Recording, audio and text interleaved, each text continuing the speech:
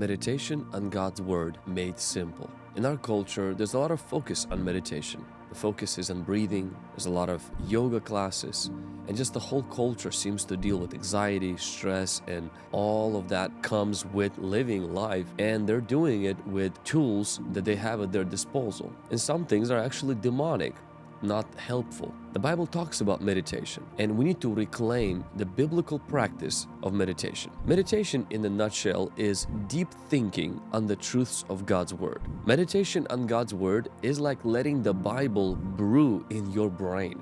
And this meditation will color our thinking like tea colors the water. Now, I'm going to mention 10 things about meditation as mentioned in the Bible, and then we're going to also talk about practically how do we meditate. Now, the first thing is the biblical definition of meditation. The Bible uses two Hebrew words to convey the idea of meditation, and together they are used some 58 times. The first word literally means to utter in a low sound. The word is used to denote the growling of a lion, Isaiah 31 verse 4, and the cooing of a dove, Isaiah 38 verse 14. Therefore, it's been suggested that in ancient Hebrew meditation, scripture frequently was recited in a low murmur. Now, the second root word for meditation has a basic meaning of to be preoccupied with or concerned about. Thus, the meditation is a repetitious going over a matter in one's mind because it is the chief concern of life. The constant recollection of God's past deeds by the hearing of the scriptures and the repetition of thought produce confidence in God. Kind of like, think about sitting on the chair and rocking back and forth. It's actually the opposite of this biblical meditation is like warring, like you're thinking about the same thing, you're preoccupied with the same thing. So that's two biblical definitions of the word meditation. So low murmur and constant repetition of a particular topic. The second thing that I want to highlight is the biblical overview of meditation. The first mention of meditation is Genesis 24, verse 63. That's when Isaac goes into the fields to meditate. We also see that a great promise is given to people who meditate. This is in Joshua chapter 1 verse 8. The book of the law shall not depart from your mouth, but you shall meditate in it day and night, that you may observe to do according to all that is written in it. For then you will make your way prosperous, and then you will have good success. 19 out of 23 mentions in the Bible on meditation come from the Psalms. So Psalm 1 verses 2 and 3 is the famous one. But his delight is in the law of the Lord, and in his law he meditates day and night. And then he gives us this promise. He shall be like a tree planted by the rivers of water, that brings forth its fruit in its season, whose leaf also shall not wither, and whatever he does shall prosper. But meditation is only mentioned twice in the New Testament. Jesus instructed Christians not to meditate beforehand on their attitude toward persecution. Luke chapter 21 verse 14. Paul advised Timothy to meditate on the matters about which Paul had written to him, 1 Timothy chapter 4, verse 15. Now, third thing I want to highlight about meditation, biblical meditation is listening to God's Word, reflecting on God's works, rehearsing God's deeds, and ruminating on God's law. So as Puritan minister Thomas Watson said, meditation is an holy exercise of the mind, whereby we bring the truths of God to remembrance and do seriously ponder upon them and apply them to ourselves. So in other words, we meditate on God's will, we meditate on God's works, we meditate on God's Word, we meditate on God's law. Bible meditation is learning to savor every morsel of God's rich, vibrant, life-giving Scripture. Like for those of us who like to eat really fast, and I'm one of them, my wife always says that I don't chew my food, I swallow it. And so meditation is like chewing your food, your spiritual food, instead of just swallowing it. It's not doing the Bible reading and Bible studying for a check mark. It's really savoring every morsel of God's rich, vibrant, life-giving Word. The fourth thing about meditation is biblical meditation is not the same as the Buddhist meditation. Now, in our culture today, there's a lot of infiltration of the Eastern meditation. And many Christians absorb that, or some who come out of the New Age or the Buddhism, they're kind of weary of the whole topic of meditation because it carries this idea that, I used to do that in the occult, or I used to do that in the false religion. Now, the difference between the Eastern meditation and the biblical meditation: Eastern meditation empties your mind, biblical meditation fills your mind. Eastern meditation is about your detachment from the world. Christian meditation is your attachment to God and His Word. Eastern meditation is very passive. Christian meditation is aggressive. It's actually spiritual warfare. Eastern meditation is an open door to the demonic, but Christian meditation is spirit-filled and spirit-inspired. Biblical meditation is not sitting with an empty mind. It's not mindlessly repeating a single word or a phrase to gain some sort of altered state.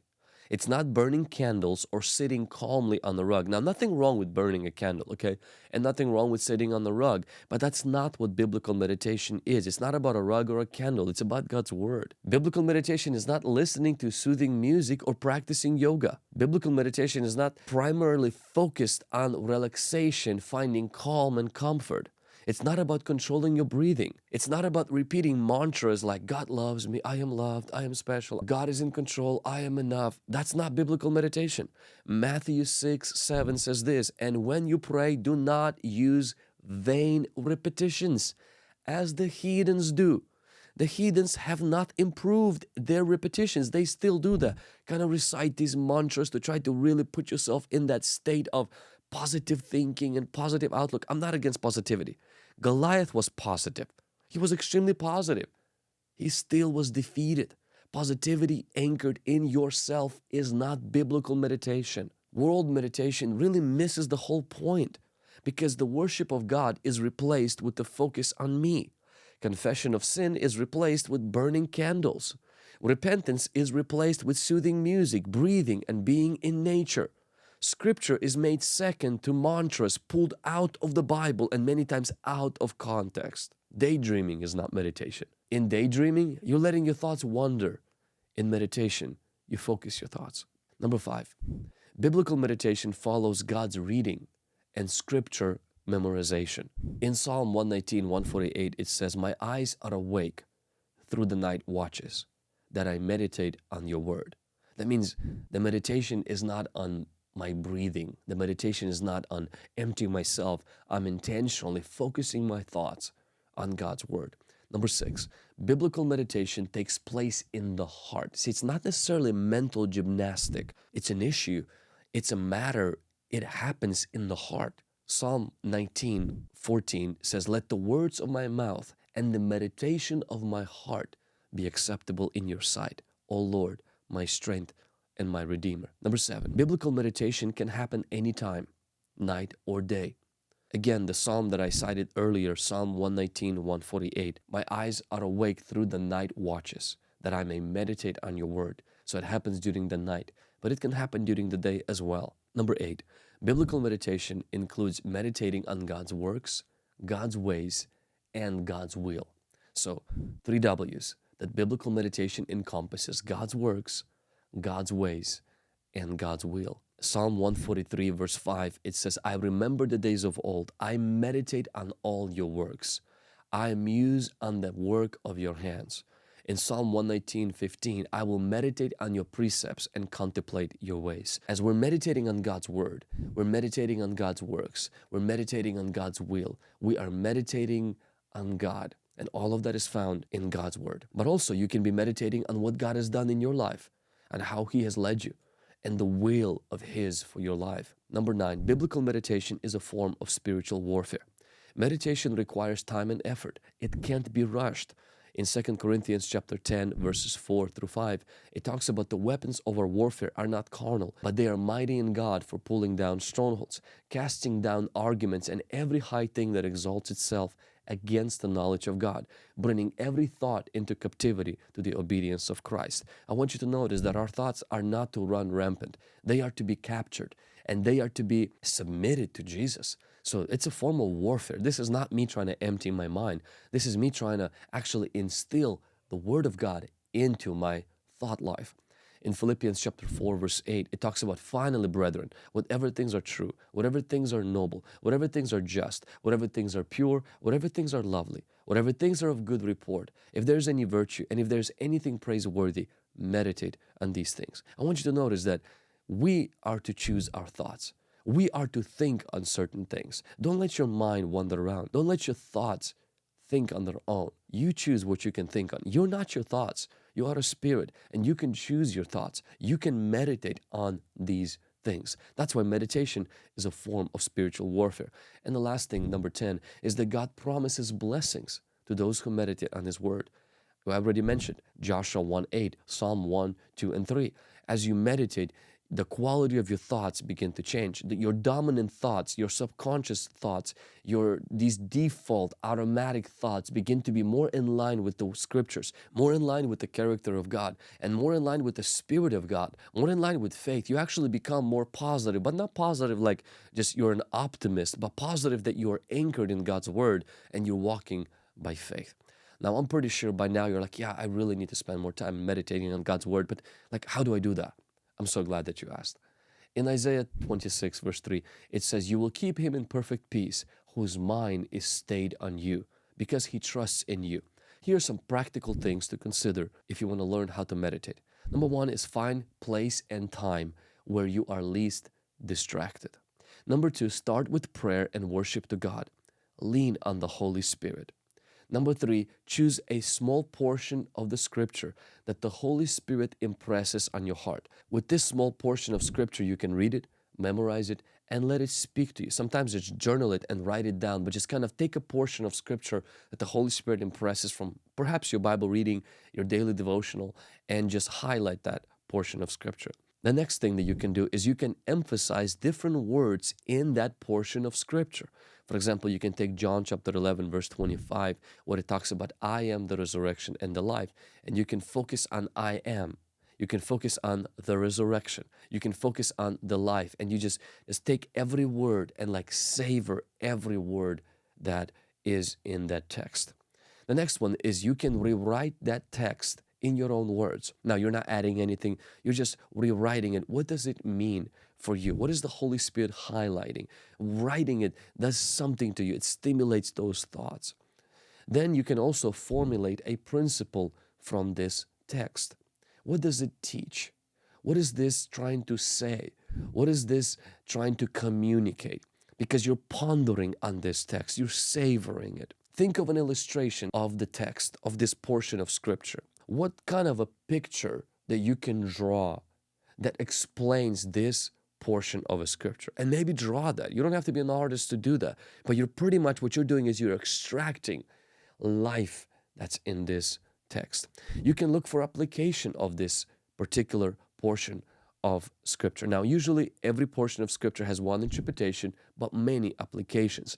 So you can ask yourself, what is this scripture telling me? What is the Holy Spirit highlighting for me in my season of life right now? And write that down or ponder on that. You can ask how the text points to the law or to the gospel. Like, how's this text pointing to Jesus? How's this, like, for example, let's say you're meditating on the verses of David slaying Goliath, especially when he says, I don't come to you with the sword and javelin, I come to you in the name of the Lord. And so you can extract, what does this mean? What does this teach? Picture, definitely David with the slingshot against the Goliath. You can rewrite that in your own words. You can find an application for your life, but ultimately, like, how does this point to Jesus? Jesus is that David who defeated death, hell, and grave, who defeated sin, and today empowers us to fight against from the position of victory instead of for victory. And so it points to Jesus. You can kind of ask yourself a question, is it pointing to Jesus or is it pointing to the law?